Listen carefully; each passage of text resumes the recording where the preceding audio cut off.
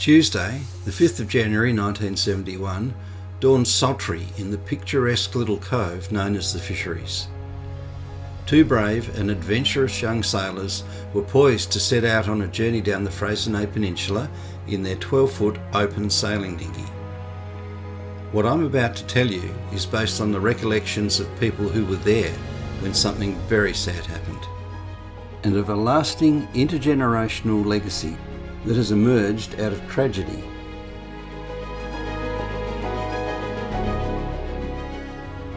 "52 years have elapsed, but the memories are still raw and painful for the family and friends of the two boys. Everyone remembers things differently. The information in the news can't always be trusted, and the official findings won't be made public for another 25 years. No one knows exactly what happened after sailors returning to Sydney from the Hobart race saw the boys heading home that night.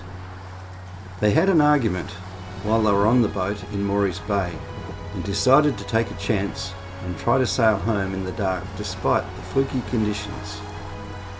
By looking at different sources of information and comparing them, I've been able to get some idea of what probably happened next.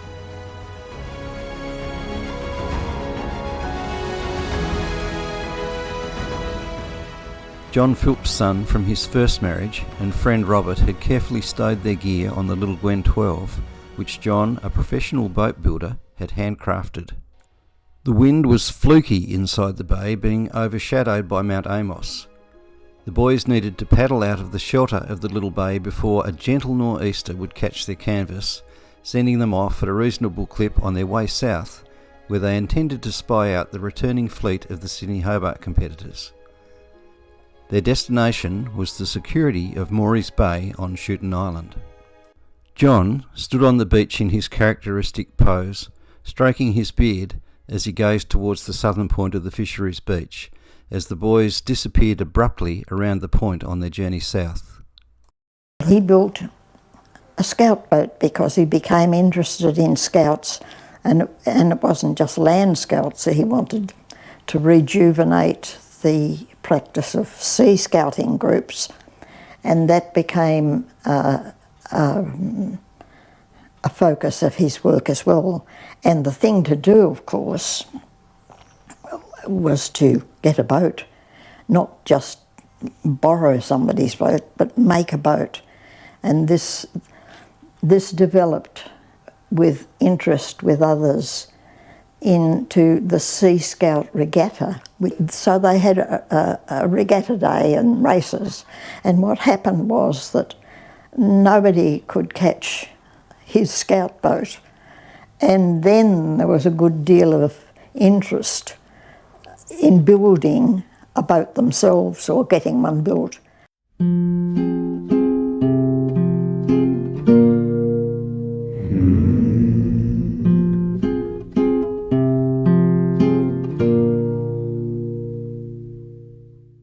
This was a huge adventure in such a little boat in days when few people ventured far from Coles Bay. They didn't need to, because the bay was usually full of fish and not many people had boats large enough to do the trip in safety and comfort. Morris had recently completed his Queen's Scout Award for bush skills and leadership. At just 16 years old, he was a very capable, courageous and free-spirited young man. But the conditions seemed favourable, and John wouldn't get in the way of what could be an exciting adventure.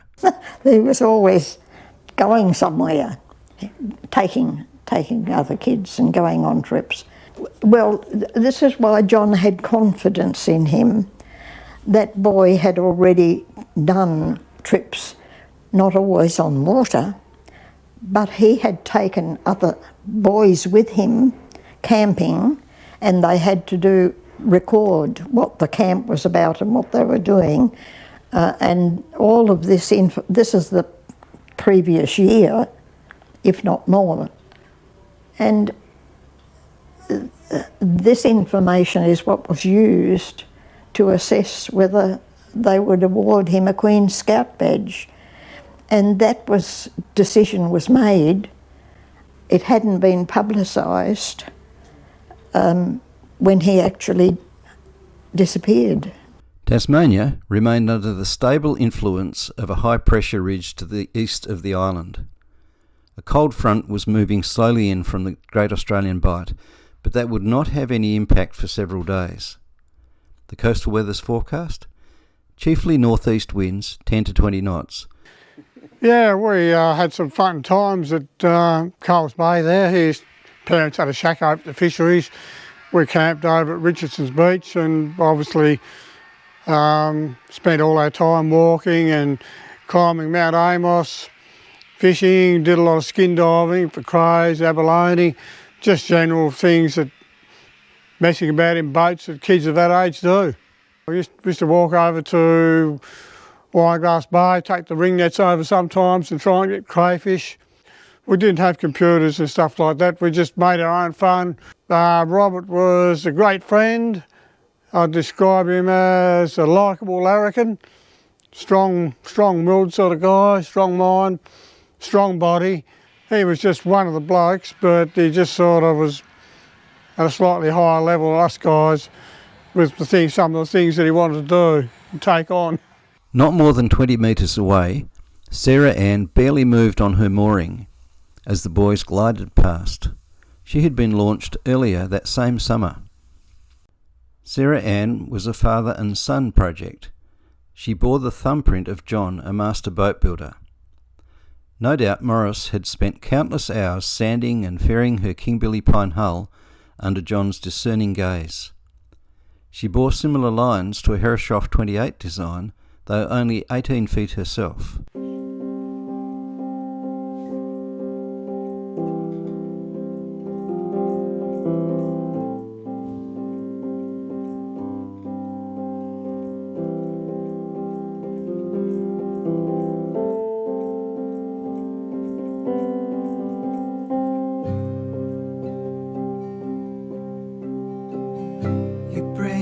Beginning, you spark a heart that's gone to line, and you jump the spine. You stun like a cannon, you show the scars of your darkest night in the morning light.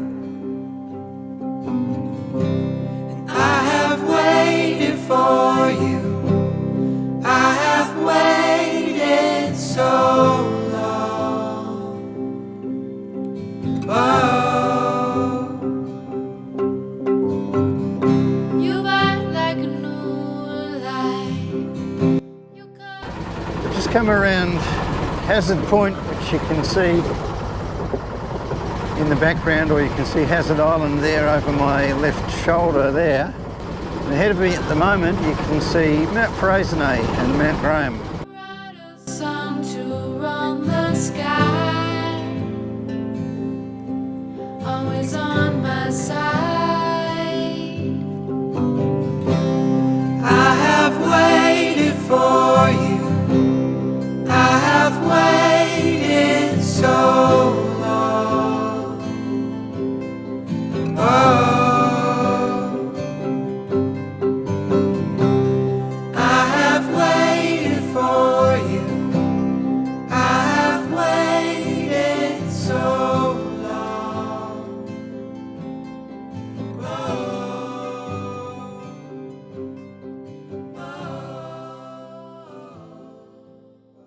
by mid-morning, Morris and his friend Robert would have been sailing along at a pretty good clip after the breeze got up. They were in their Gwen 12, very fast little boat like a little 12-foot skiff. Now they were on their way down to Shetland Island, where Robert was determined that he wanted to see the Sydney Hobart fleet as they came in. Some of them would have been sheltering behind Shetland Island. It's been said that Robert was a very persuasive young man. He'd asked several other people his own age if they had a boat, if they could take him down to see the Sydney Hobart yachts. And two of my best mates had declined the offer. And after considerable discussion, I believe, he agreed that he would sail down to Shetland Island to see if there's any Sydney Hobart boats anchoring in the bay. I believe there were, and some of the bigger ones would have gone past. He was a strong-willed sort of fella and an adventurer, thrill seeker. He used to talk about taking a boat to go down to Shooting Island quite frequently. That was one of his passions, I think. He's one of those kind of guys that just wanted to do bigger and better things, and sailing down out of Coles Bay down towards Shooting Island area was just one of those things that he had in mind, I guess. It was reported that there was an argument on board. There were some boats anchored in Maurice Bay, and the two boys were in there, and we don't know what they were arguing about, and they were expected back before nightfall. John Philp, the builder of Sarah Ann and Morris's father, had gone down to the beach at the fisheries to see the boys off early in the morning. Pam told me he had a bad feeling in his gut, but he didn't want to stop them from going. And Morris had been given a Queen's Scout award, and they don't come easily, so he was well used to camping and walking and surviving.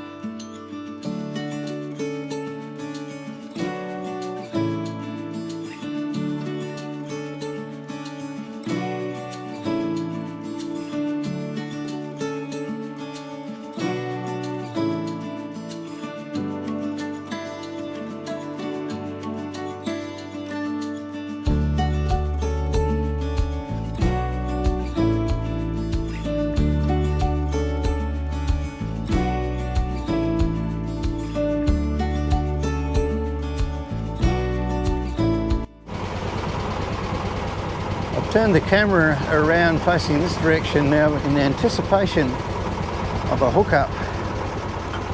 I'm just going to follow this shoreline about 50 or 60 metres off the shore around to the next point. That little breeze that we had from the southeast that I've been motoring into was supposed to back to northwesterly, similar sort of strength. And we're just in the pocket in between the two breezes at the moment. I can see a little ruffling on the water behind me to the north, and I can see a little bit of a ruffle on the water off my starboard bow, and it's where the southeasterly is kind of retreating away from me, I think. The air is very clear indeed today, making Ile de Faux appear deceptively close. And then behind Ile de Faux, you can see Maria Island. The sandstone cliffs are the easternmost part of Shooting Island. And the boys were due to come back later in the evening. John had a bad feeling about it, but when they didn't turn up, he wasn't that worried, because he knew that Morris had all the skills that were needed to survive down there, and they could easily camp on the island. I imagine he would have had a fairly sleepless night, but he just assumed that the boys were camped on the island and that they would turn up first thing in the morning with tales and adventures to tell. John was on the beach at first light. He expected to see the boys coming up the bay quite early, because it turns out they didn't turn out. After waiting for a while, they decided to set out in Sarah Ann and see if they could pick them up coming up the bay. And after a day's searching, no trace had been found. The authorities were notified, and an official search and rescue exercise was begun looking for the two boys and their Gwen 12. Beautiful snorkeling conditions here today. The water's really clear, and I was just tempted by the idea of putting my snorkel on and going for a bit of a dive around here, and then I remembered that that Brian's Beach is covered in dead whales.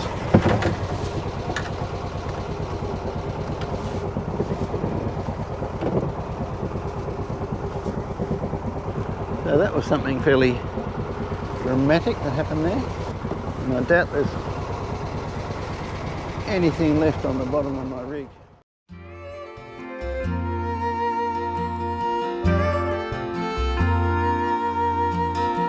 You're having doubts again.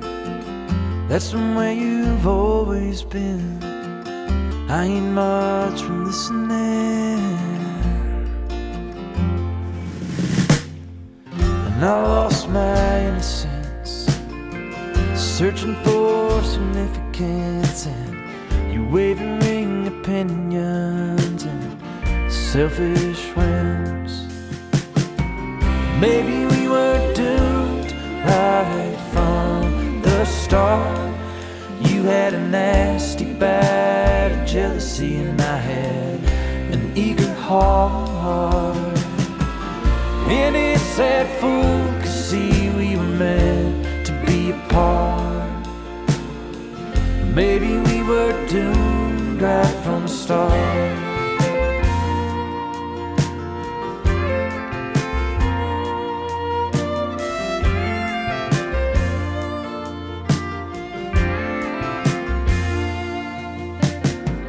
It's getting bad again. Your love's grown cold and thin. This time is so much worse than it's ever been. I've never felt adequate. You're always so hesitant. A lack of social etiquette has plagued me all my life. Maybe we were doomed right. This is the most southern tip of the Freycinet Peninsula. Behind me is Passage Beach. Ahead of me is Shooting Island. The current is running down this coast, I estimate about 2 knots, and it wraps around this point and heads out into the passage. Just rounding the very tip of the Freycinet Peninsula, in about 8 metres of water, so it drops off fairly steep there. I have dived along here. We're quite adventurous in those days. I remember coming across a school of sharks sitting in the bottom in a torpid state, just sitting in the current. Tide must have been flowing in because they were pointing out towards the sea. So that's the Tasman Sea. Now if you get across there, well, that's New Zealand out there.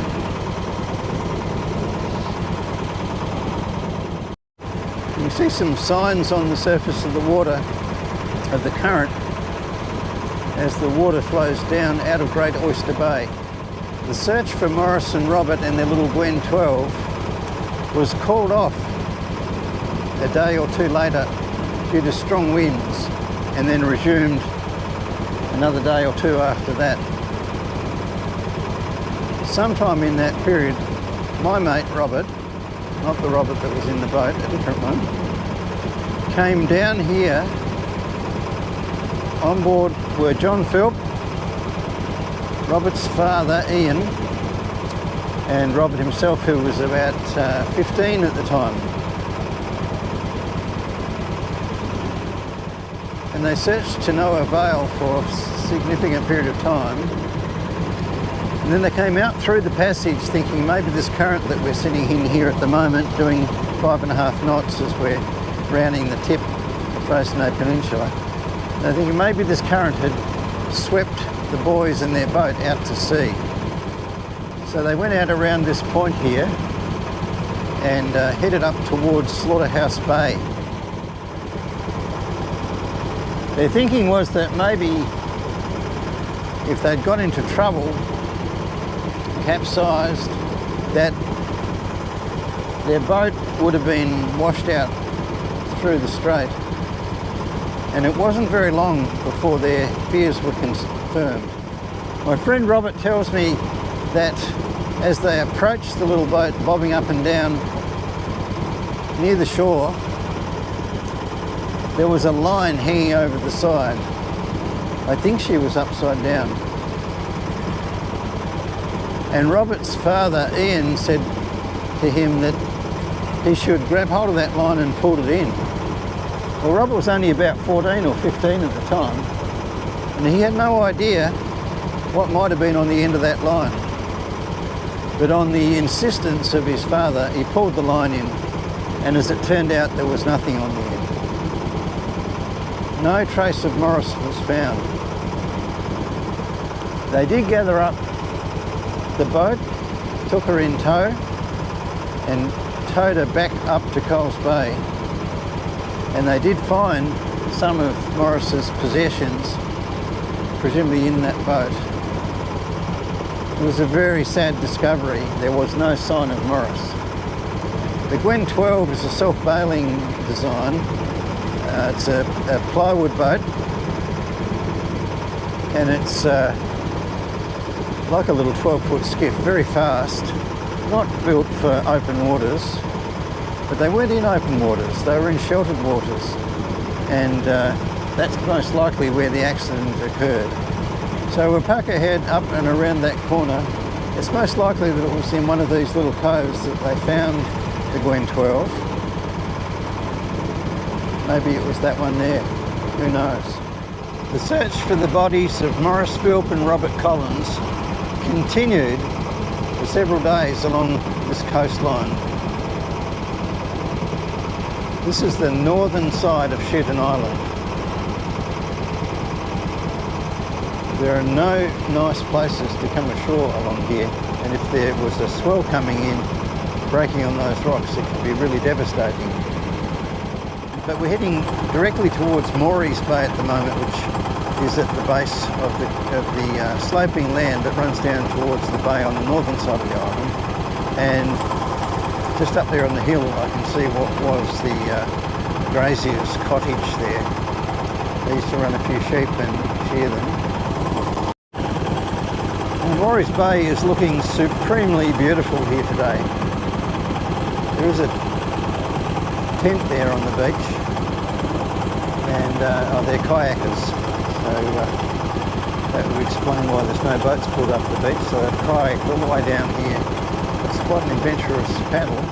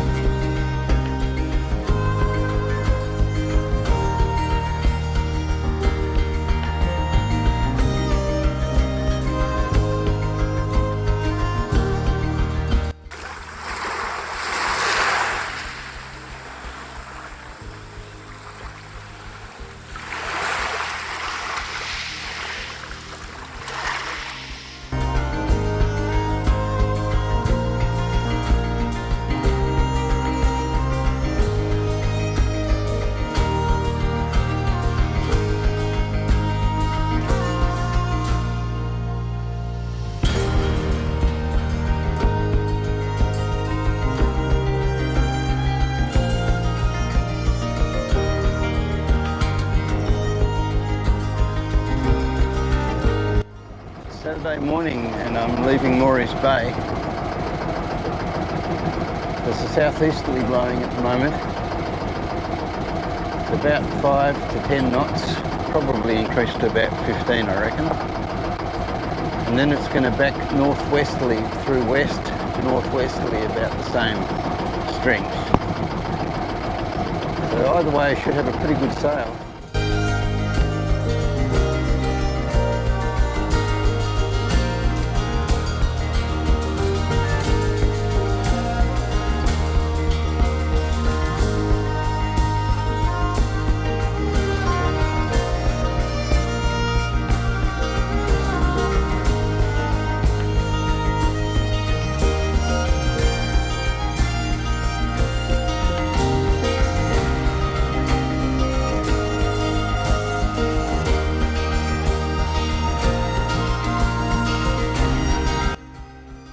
He was a strong-willed sort of fella, and an adventurer, thrill seeker. Super confident that he could pull things off. Never entered his mind that he couldn't do anything.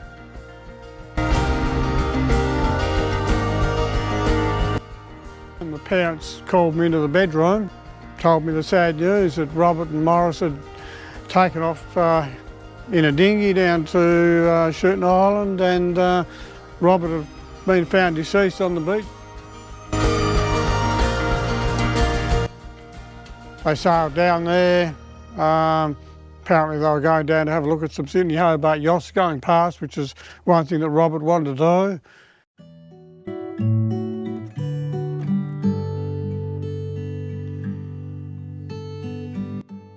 They obviously got into difficulties with their sailing, either rough water or whatever.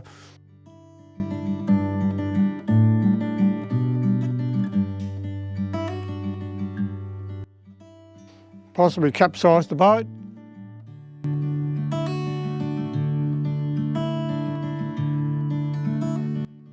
Robert, being a pretty strong sort of guy and a strong swimmer, maybe thought, leave the boat and swim ashore.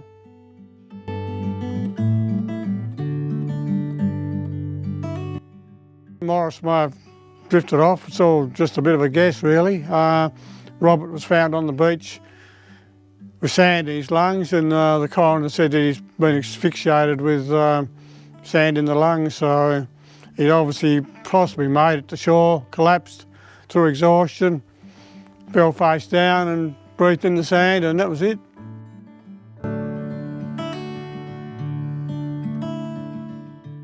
They never recovered Morris at all.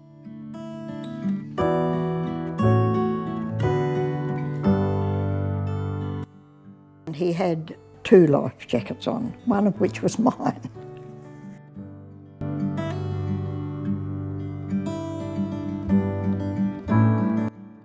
I don't know what came out in the press because I didn't see a paper.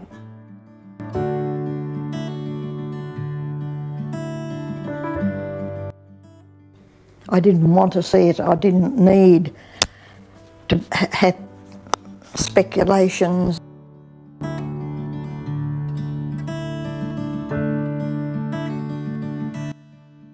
When half the people in the village, apparently, they were saying it's not the time, don't go.